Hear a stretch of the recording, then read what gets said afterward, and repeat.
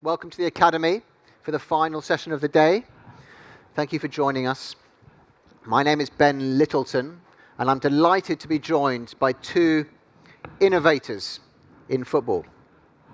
Next to me is Craig Johnston, who I'm sure many of you will be familiar with. He won 5 league titles as a Liverpool player. He won the FA Cup, the League Cup, the Charity Shield, and of course, the European Cup. But perhaps he's best remembered for creating a football boot, the Predator, and he'll tell us about that this afternoon. And we're also joined by Dr. Erez Morag, who used to be head of global football research at Nike. He co-developed a football boot that was faster and lighter than any that we'd previously seen, the Nike Mercurial Vapor. Between them, they are responsible for making the game faster and quicker than ever before, and Erez is now working in the field of improving performance through working in vision, anticipation, and reaction times. So to set the scene, I thought it would be interesting to ask the guys about their initial innovations. And Craig, what was the insight that led you to develop the Predator boot? Well, I don't know, did anybody ever see me play? Put your hand up if you saw me play. Well, quite a few. Well, you probably knew I was fast as anything, but not too good on the skills department. Okay, so even the process of kicking a ball, right, I had to think about it. Glenn Hoddle, Kenny Dalglish, John Barnes never had to think about it, they just did it. It was natural. So I always had to think about what part of foot on what part of ball to what effect, every time I approached it. And then years later, when I retired, I was coaching kids and in Australia, and I was explaining how you bend a ball and get whip on a ball, or you get topspin, or you float the ball. And I said, it's just like table tennis, kids. You've got to put the backspin on it and make it float, or give it a little bit of English, what we call English. And they said, well, that's fine, Mr. Johnston, only little guys. That's fine, but it's raining, and our boots are made of leather, and the ball's slipping off our feet. And I went, wow, those kids are clever. And they were right. Then there was a deluge of rain, and the session was cancelled. So as I was driving home, I said, those little kids are right. So I got home, I got a table tennis bat, I peeled it off, I stuck it on my foot like this, and then I wrapped it up with elastic band.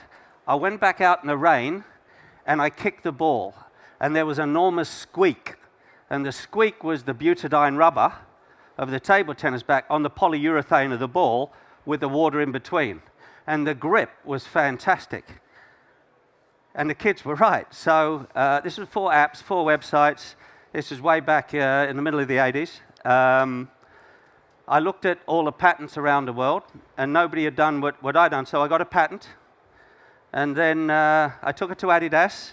And guess what happened? I've already told you. They said, no, it'll never work. Craig Johnston, never heard of you. Bad idea, see ya. I went to Nike, and Nike said, we don't even do football. I swear, this was 1989, 90. We don't even do football. So I went to Puma. They said, no, won't work, and Umbro.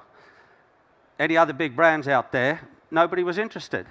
But I knew it worked. So one day in the snow, and I'd spent a fortune on the molds, I'd spent a fortune on the patents, I'd spent like £250,000. And back then, that was a lot of money. And I was out of work because I retired early. I retired at 27. So this had to work. So I went to Bayern Munich, knocked on the door. It was snowing, middle of winter, December, and said, could I see Mr. Beckenbauer? And they said, well, who are you? And I said, well, I'm Australian. I play for Liverpool. And they said, wait here. So I came back, and they said, come back tomorrow morning. Okay, so next morning came back, Mr. Beckenbauer had me, and he said, yeah, what do you want? And I said, well, look, I've got this idea for a shoe, and Adidas said no, and I believe it works. He said, well, look, I'm busy now, come back tomorrow, right, and we'll see you. So I came back the next day, he had Karl-Heinz Rummenigge, Paul Breitner, Franz Beckenbauer, and one more. Hansi Müller. Hansi Müller, okay, who was left-footed, by the way. Okay, so anyway, they all went out in the snow. They kicked the ball, right, and you could hear the squeak. and you can hear them say, jawohl, das ist gut, and my German's not that good, but like that. So I got the tape, I raced back to Adidas, that was going bankrupt, by the way. They were trading as insolvent. They couldn't afford their debts. So they were selling the company to a Frenchman called Bernard Tapie for $1. And I came in and they said, you're the Australian guy, we've told you no, go away. I said, no, the Kaiser, he's saying something. What's he saying? I don't know, I don't speak German. So anyway, they put the tape in. After 2 minutes, they all stood up, they all started clapping. They said, this is the future of our business. They said, you can't go without signing a deal. Anyway, that's the Predator story. So I signed a deal, and that's how it worked. Well, I don't know how Erez is going to top it, but I think you're going to try. Yeah. It is a great story, and Craig was just showing us the original prototypes of the Predator just outside before we came in, and everyone who walked past said, I used to have one of those. I used to play with one of those. So it obviously had a major impact on people. Yeah. Erez, tell us about the Nike development of the Vapor. Absolutely, it was a pleasure. It's an honor and delight to be here with Craig. Even though I spent my first 4 years at Nike just trying to beat his shoe, we actually used perhaps less polite terminology. But when Nike did not have a football department, I was working on my PhD in biomechanics, looking at the structure and function of the foot, which doesn't interest anyone. But Nike found it interesting. They recruited me, and it was 1998 when I started, and I got the job to head football research. What we decided is that if we want to be credible, and if we want to compete with Adidas innovations, we have to be innovative. So my first statement was, what's the most innovative boot in football? The Adidas Predator. We're not going to do the same thing. We got to find a different insight. So what we did is we went, it's a less romantic story, and but what we did is we went and put GPS, which were the size of this at the time in the late 90s, on players, and we found that the main insight that we found is that the most frequent action in football is a 10-meter sprint. And based on that, we had top athletes coming to the lab and looking at their first step acceleration. I think that the light bulb went on when Ronaldo, Brazilian Ronaldo, came, and we looked at his acceleration, and we found that the direction of acceleration is not really straightforward, but rather with a twist. So we changed the entire traction system to fit the motion of acceleration. We also stripped the shoe completely to look at the different parts, and we threw out what didn't add any function, like the nails that were actually attaching the outsole to the midsole or to the board. And eventually we delivered the Mercurial Vapor in 2002 for the World Cup. We were lucky. Ronaldo scored the winning goal in the semifinal and the 2 goals in the final. Why? Because he's a good player and he was very determined to bring a cap for Brazil. And it became the DNA of Nike football. Of the whole brand. Yeah, of the whole brand. Yeah. 2 great stories, but here we are now many years later, and coaches are still looking for an edge in optimizing performance. So in the current day, where can we find this edge? Everywhere you look, you know. And Erez is going to show you something really interesting that I believe in as well, which is vision and sight. But lot of teams playing on Saturday. Manchester United, Manchester City. So of the 11 players of Manchester United, there's 100 different things that's going to make up their performance. And if it's an optimal performance, meaning a player, you know, is playing at his very best, you know, and the team wins and everyone's happy, there's 100 things. You know, his vision is one of them, his touch is one, his technique, his tactics. Does he like the manager? Does the manager like him? Does he like his teammates? Will he run for his teammates? Right?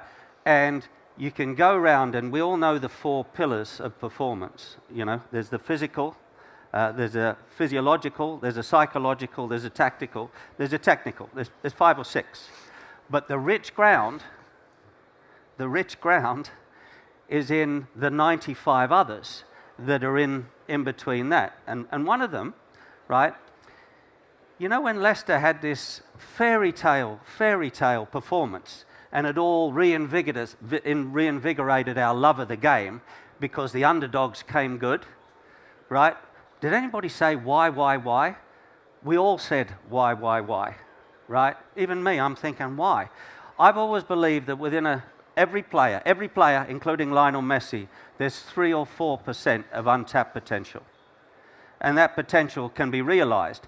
And I used to say this to some of my old-fashioned mates like Dalglish and Souness and Hansen, you know, all like old Senegal blokes. And they used to say, yeah, if there was, we'd have found it, you know, because they're clever dicks kind of thing.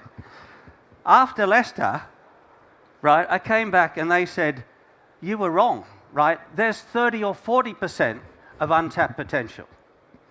It's there, and what I'm saying is you asked me a question. Where's the incremental performance gain in players? It's everywhere.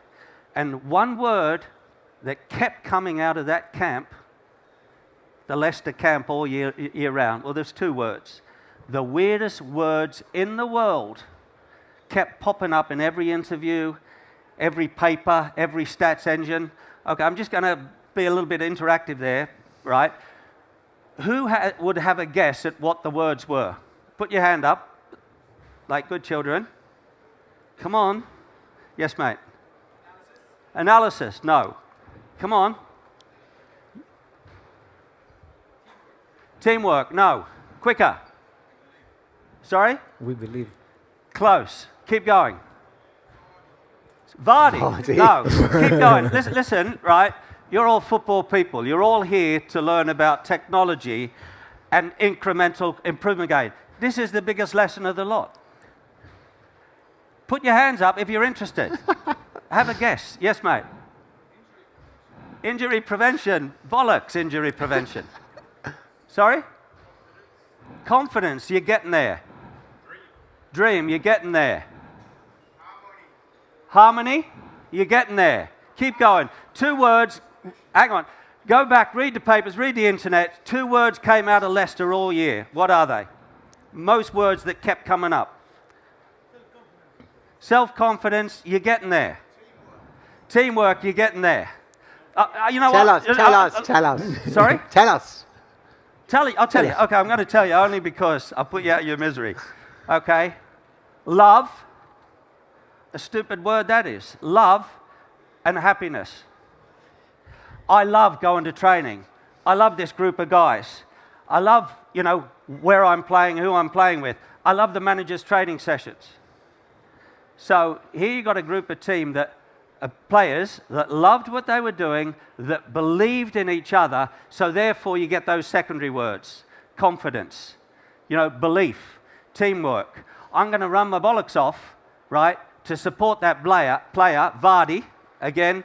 So all of the words are there, and there's 100 things that make up a player's self-assessment on the weekend, all that he can affect, and technology can help with all 100. We haven't figured out the sensors yet, but asking them simple questions like, are you happy, right, is a start. So anyway, I'll hijack the stage there a little bit, but I'm very passionate about within every player there's 3 or 4% of untapped potential. I just listened to Eddie Jones next door, the Australian rugby coach of England, which makes me very proud as an Aussie. Okay? And he talked about this, you know, and I've never spoken to him in my life. He talked about the belief that comes from wanting to be with a good set of blokes. Anyway, that's it. No, it's true. It's true. Now, Erez, you can provide some empirical evidence for your technology of innovation in vision. Tell us a bit about that. Absolutely, I'll be happy to. I love to hear those stories because the common ground to everything that we've done is the love and passion. I'll actually start, and the second thing are insight-driven innovation. I'll start with love and passion. When we were working on the Mercurial, there was an executive at Nike that came to the lab one day, and he told us, I wasn't going to tell this story, but because of love and passion and Lester, I will. Sure. Told us at one point that, hey, listen, the entire lab needs to work on one Nike product for the next 6 weeks. And I was working on the Mercurial at the time, and it was something else that we needed to put all our efforts into. I didn't know what to do. I was only 2 years at the company. I was pretty young. I went to my buddy, my mentor, Jeff, and I said, Jeff, what does it mean we all need to work on one product?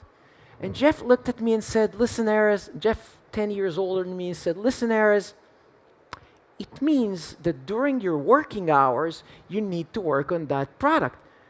But there is morning, there is lunchtime, there are evenings. So we kept working on the Mercurial because of passion, because of love, Sure. and because we knew it's going to work. Sure. You believed in it. We believed in it. Yeah. Now to the insight-driven innovation. The Predator came out of an insight of coaching kids that wanted to kick the ball properly. Better, yeah. Better and properly. And the Mercurial came out of an insight. And the biggest insight in football that we heard 10 years ago is that the game is getting faster, and therefore the time to make decision is shorter and shorter. And that insight is supported by stat. So we started working on the decision making, on vision training, on the ability to test athletes, not only how fast they run and what is their endurance, but also, and not only how clearly they see, but also how much do they see? How well do they make decisions? Can we see the first video, please? This is an example from the lab Craig, do you want us to move your chair back? of an athlete Sorry. that's seeing targets on the screen and needs to mimic and needs to remember where they are. This is actually an example of a good test. The better he does, the more targets he sees. Basically, this test tells us how many targets an athlete can see. So if you take Craig and I, and we both play football, and we dribble, and Craig lifts his head, he might see 8 or 9 targets. If I lift my head, I'll see only 2 or 3. And that's one of the 100 things that makes you a much better player than I am. Sure. Sure. But you have a way of improving vision in athletes, not just in football, but in other sports as well. Yes. So let's get up, and I need a volunteer that doesn't wear glasses and have some experience in ball games. Tennis, football, basketball. Anyone? Please. What's your name, please? Tal. Hi, Tal. Take off your jacket, please. You won't get injured, I promise. Tal, what's your sport? Basketball. Basketball. Wonderful. So basketball, you should be all right. Let's do it here. I'm going to test his eye reaction. Okay? I'm going to hold the ball here. You're going to hold your hand 10 to 15 centimeters above mine. I'm going to drop the ball, and you'll catch it in the air, okay? 5 trials. Let's do it. All right. It's a good one. One out of 1. Give me 15. 1 out of 2. 1 out of 3. 1 of 4. Not bad. 1 of 5. Wait here, please.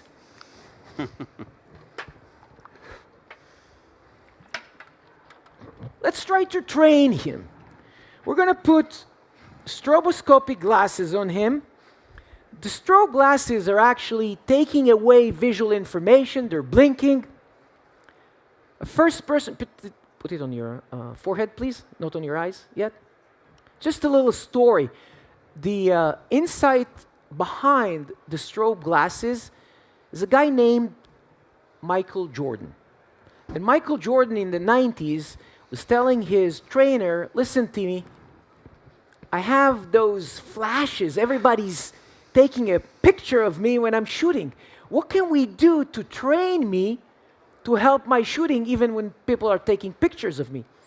So Timmy came with those disco lights, and Michael was training with disco lights. Eventually, Michael wanted to use it also in away games. So they built a prototype of the strobe. Nike was looking at it and eventually developed the Nike Vapor Strobe. Today, there are several companies that are doing that same product. Now, let's train you. Put them on your eyes, and we'll see how you're doing. Come on, Tal. You can do better. Think you're Michael Jordan.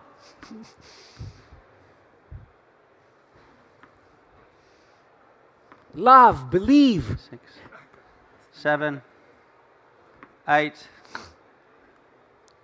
9, One more. and 10. Okay, let's take him off. That was just for training. Now relax. Breathe. Give me 5.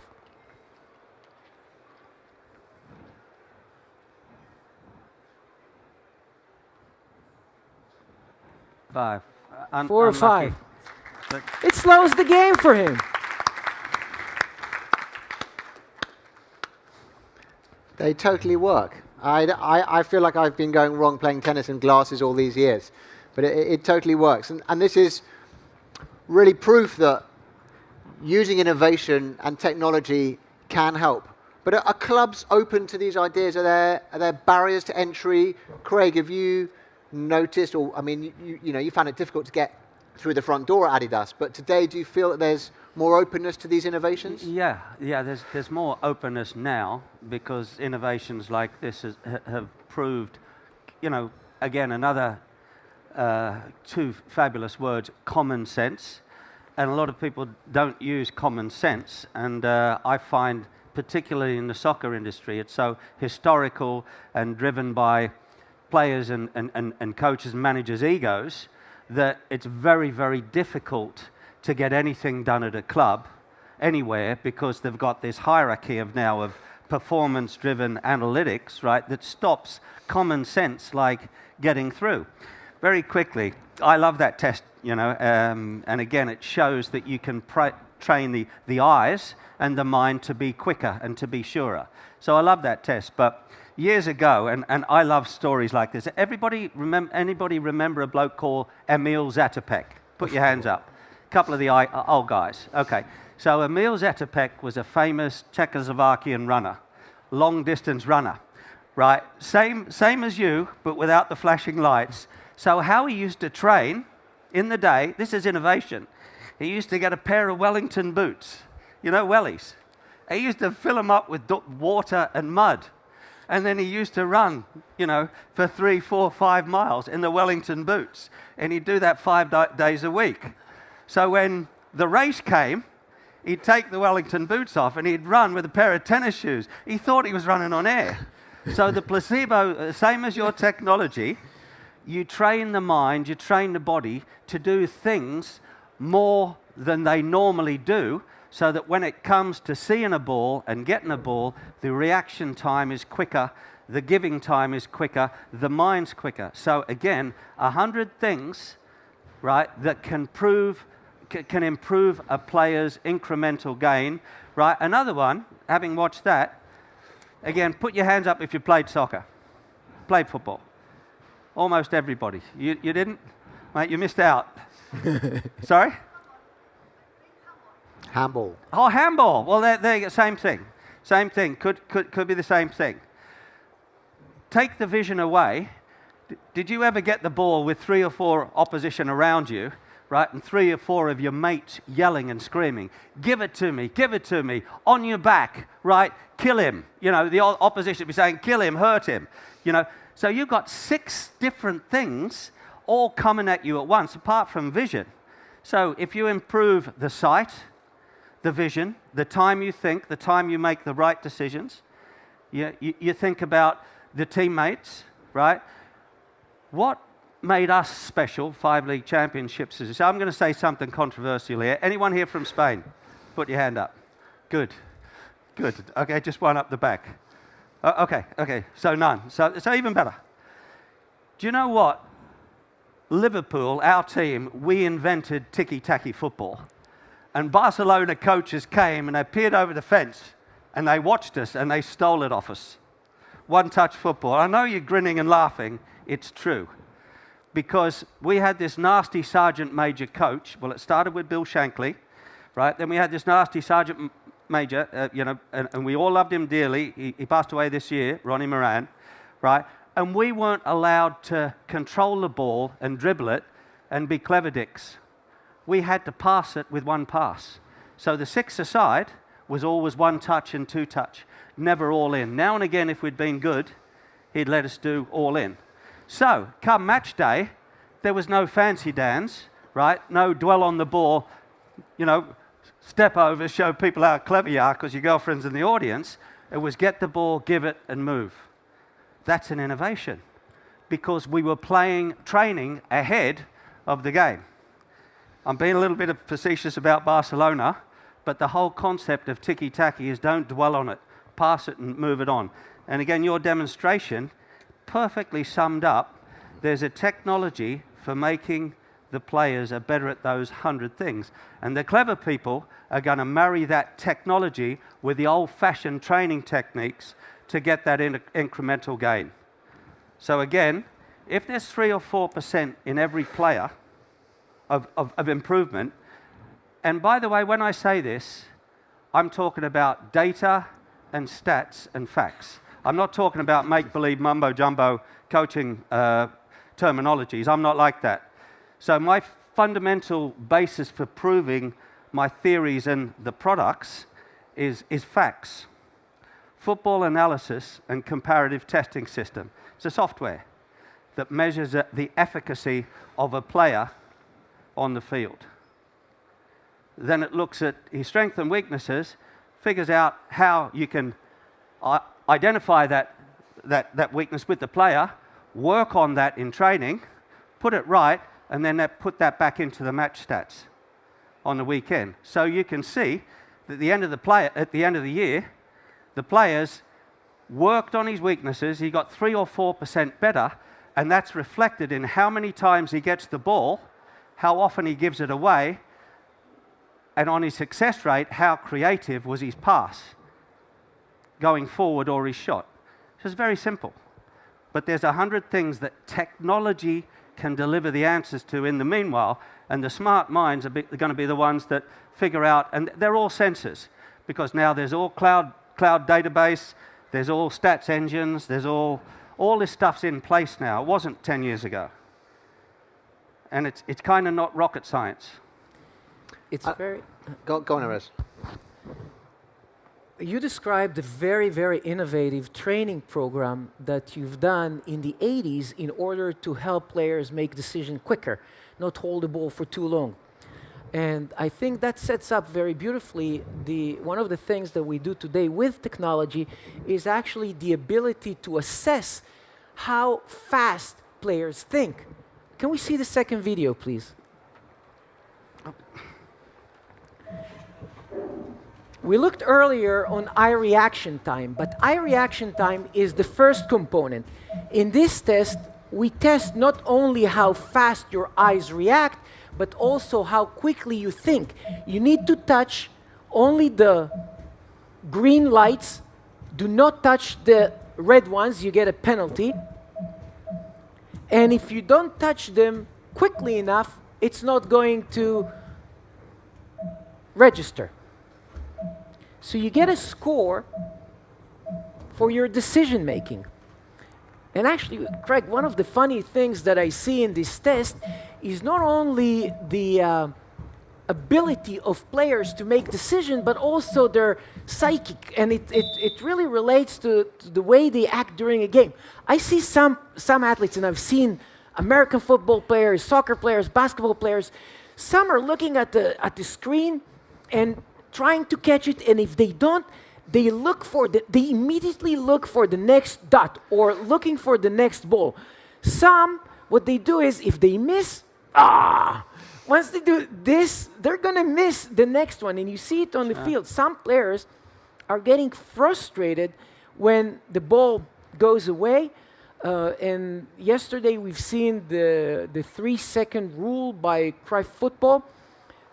That rule actually teaches you the ball is lost, don't get frustrated, go and catch it within 3 seconds. So you are way ahead of your time with your kind of training, absolutely. Well, that's why you're both here as two innovators. Before we open this session up to questions from the floor, there's just one more thing I want to ask, which is, at the moment, analytics is very popular in the media. We're measuring players by distance run and even expected goals, but mainly goals and assists.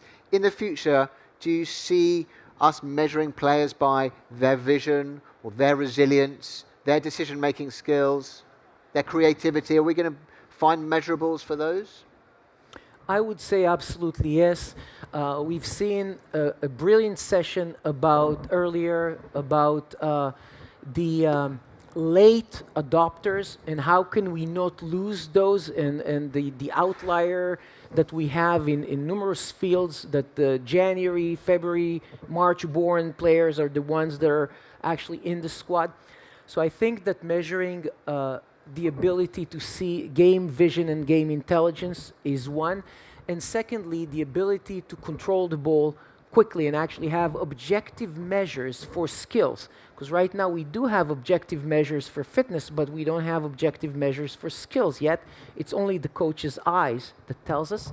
I think that those will help us not lose talent, to keep talent that is perhaps later in their physical growth.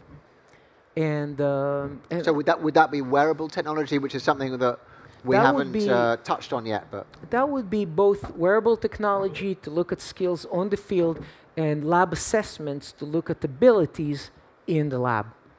Okay. That's my vision.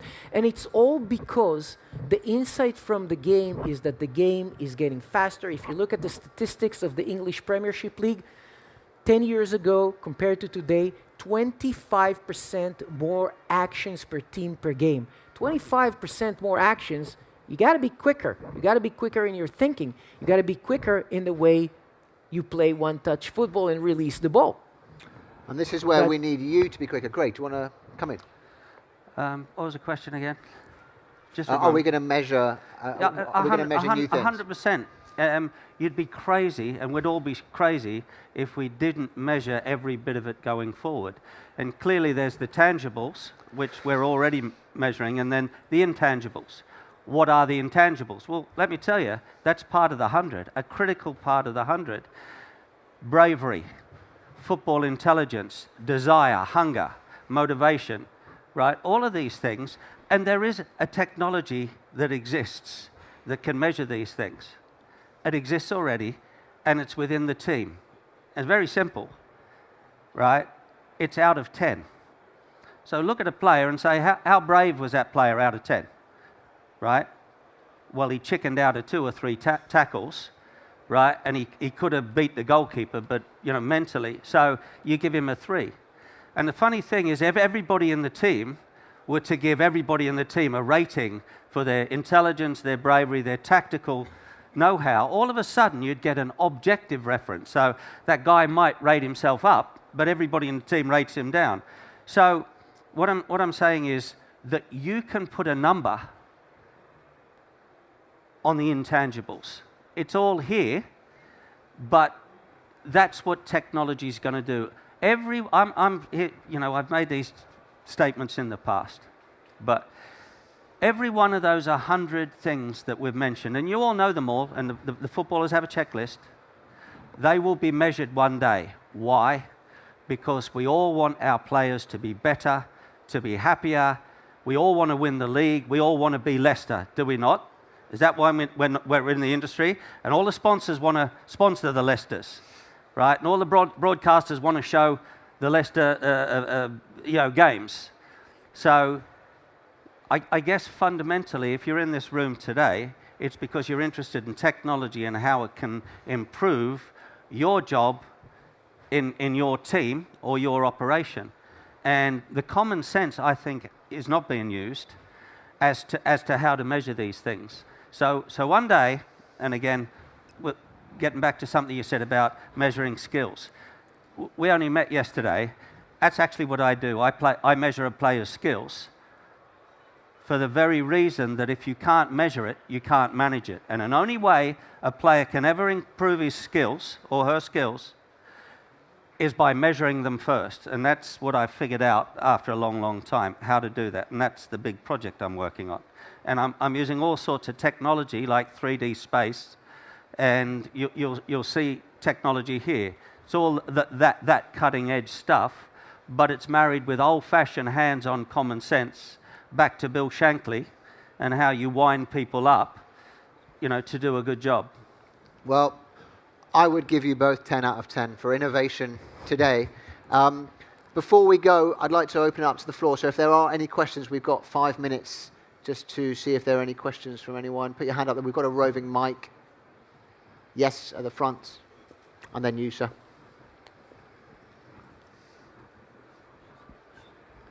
Hi guys, my name's Chris from Lizard Heat. We're an innovation provider to elite sports, and I'd just like to touch on something that Craig said about sometimes it's the simplest ideas or the simple changes that can make all the difference. So what we're doing right now is talking to teams about heatwear and how even just adding heatwear into the post-warm-up, pre-warm-up, half-time, it's heat maintenance essentially. Now England are trialling it and Wales are taking it on and various other teams. It just seems to me, as a new innovator, why these kind of things haven't been looked at before, considering everyone has to warm up anyway to become active. So I was just wondering what you guys feel about these types of integrations into performance sports. Well, as an old cynical innovator, right, the moment you have the empirical evidence that it improves a player's performance on the pitch and it doesn't cost a fortune, everyone will buy it. But until then, you're wasting your time because people are too busy, they're too clever, right, and they're on to other things. So that's me being a mentor to you, saying you need the empirical evidence that warming up of the muscles has an 100% guaranteed improvement rate. For sure. I mean, because it's untested at this minute, the testing will happen over the length of potentially a season where they could quantify potential changes in players' injuries, potentially. But for right now, I've used the science that was already made from Loughborough in cycling and just applied it to football. So there is science behind it. Wonderful. And it's just about, I guess, tying up those things and showing teams that it would work. It is. Once they see it, right, and once someone else is doing it, but it's an uphill slog. And good luck with that because it's a tough one. And next year, you'll be on this panel. So good luck. A question over here.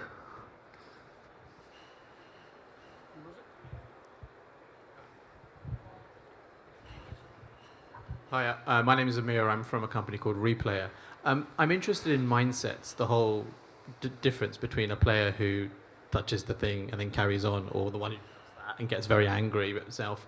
Who are the leaders that you're aware of, and you may not be aware of any, who are actually working to improve players' mindsets, other than sports psychologists? Who are the leading clubs? Who are the leading managers? Who are the leading proponents of how you get that fixed, basically? Well, I can come on this. I've actually wasn't intending to mention or plug my book in any way. However, I don't know you, Amira, but I'm very grateful for your question because this book, Edge, is out tomorrow and it focuses exactly on this mindset of talent, not just footballers, but talent in every business environment and how we can actually improve that talent and focus on the behaviors above the shoulder. And you asked about which football clubs are doing this. I was lucky enough to spend time with the head of sports science and psychology at Chelsea, who's called Tim Harkness, and he has developed his own bespoke algorithm for resilience, which he feeds into the group at Chelsea. And it's really interesting, and he shared it with me, and it is in the book, but it has actually personally helped me develop my own resilience. So there are ways that you can not necessarily measure these intangibles, but you can improve them and you can work with them. So maybe 6 months ago, I might have been the guy doing the green buttons and throwing my hands back. but now I probably wouldn't, but I still probably would fail to touch the green button anyway. But there are clubs that are doing this, and that would be one of them. Can I just butt in, mate? I got to say this to help you answer the question, but also thank you for that insight about Chelsea. Now, when you've been around a long time, like I have, and you love the game, you see moments in a game where a player's head is gone. I'm going to take you back, right? So if someone's in to teach Chelsea about resilience, does anybody remember the back end of last season when Tottenham could have won the league and they went to Stamford Bridge?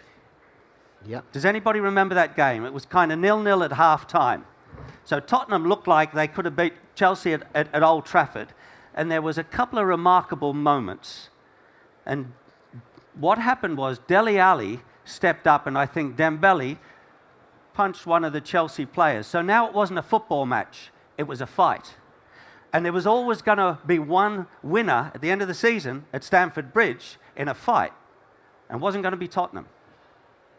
So the coach that you're talking about was talking and explaining resilience. And I'm telling you, you saw that. As an outsider, I didn't know that happened. I saw the Chelsea boys step up and say, okay, it's a fight then, is it? And that's why Tottenham, I believe, lost the league.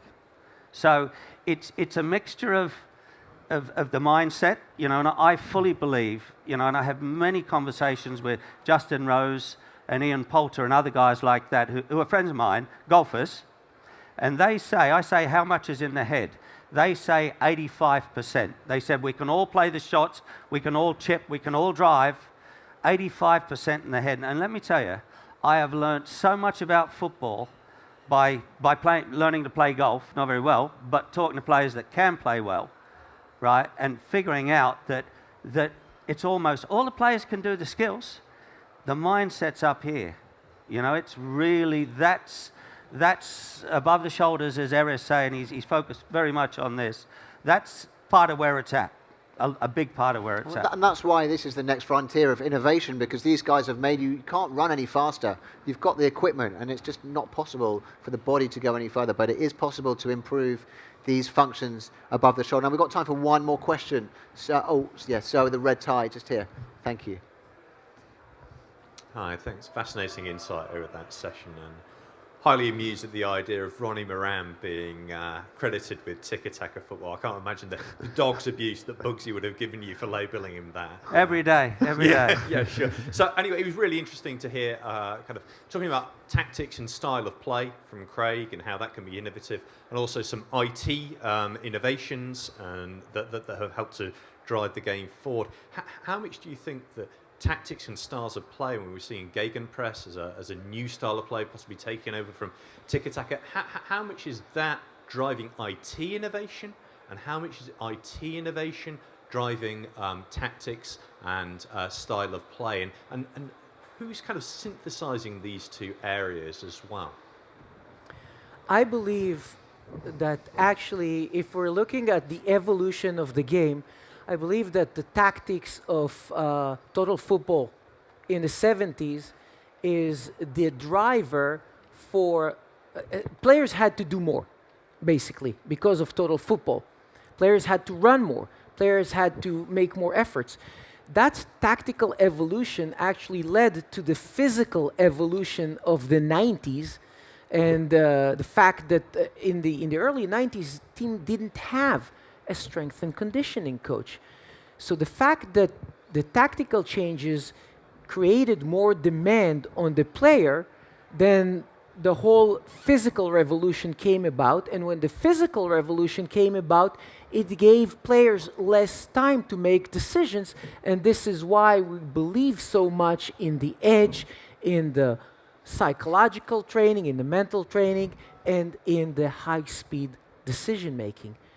That's my view of the evolution of the game. And perhaps now that speed of thoughts will lead to a new tactical changes and create a whole new cycle again and again. Yeah, I agree completely. So on your question, who's looking at technology that's driving tactics? Who's looking at tactics driving technology? Simple answer, the clever ones. The clever ones.